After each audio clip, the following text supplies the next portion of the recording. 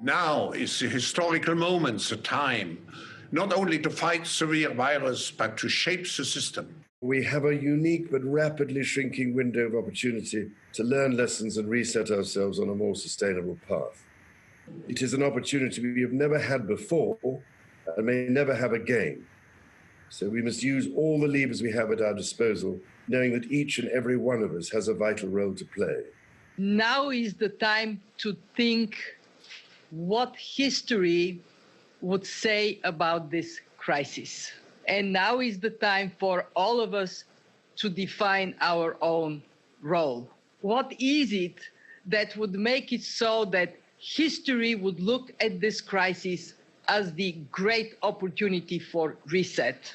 The Great Reset is a welcome recognition that this human tragedy must be a wake-up call. It is imperative that we reimagine, rebuild, redesign, reinvigorate, and rebalance our world. Rebalancing investment, harnessing science and technology, and advancing the transition to net zero emissions, all elements of the Great Reset, are fundamental to building the future we need. The world's problems fit on three sides of a triangle.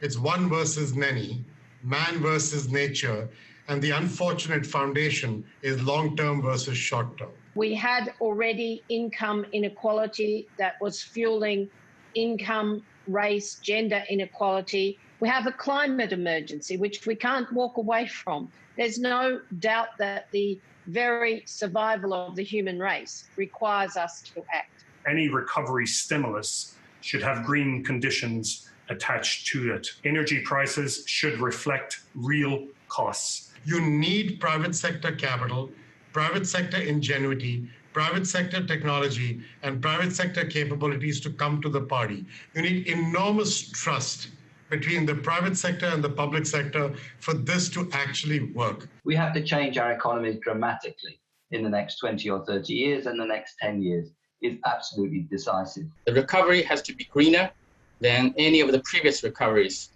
And in order to do that, we need to ensure that the stimulus package, including fiscal and monetary, are much greener than they were before. So we cannot waste this opportunity to ensure that the very precious money that's raised from the next generation is spent on green and low carbon.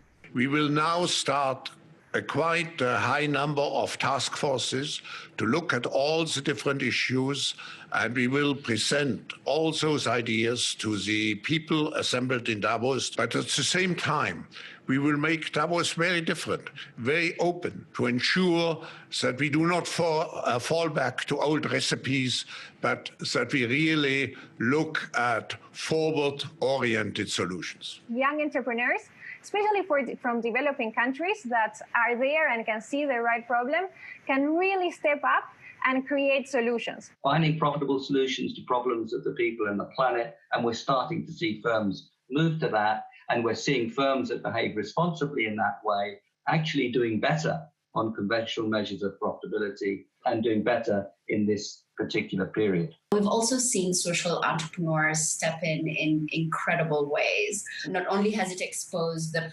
precarious reality, but then it has also exposed the opportunity to recenter the reset around the most vulnerable and those on the edge, where it only takes something like a pandemic or difficult circumstances to slide into poverty. And then we need to couple that with new initiatives to equip more people with the digital skills they'll need, not just to have a tech job, but a job that is increasingly tech-enabled in almost every part of the economy. If we can empower consumers with all of this, I think we unleash this next generation to have a much broader impact more quickly. We can never again allow our health, education, care systems to be underfunded. We need our imagination here. Possible is being redefined each and every day right now. So the next time someone tells us that tackling climate change is either too costly or too difficult, I think we need to remind them and remind ourselves of what just is happening right now. We not only have to demand change, but also create change. We have to live up to the expectations which we have created, and we will do so.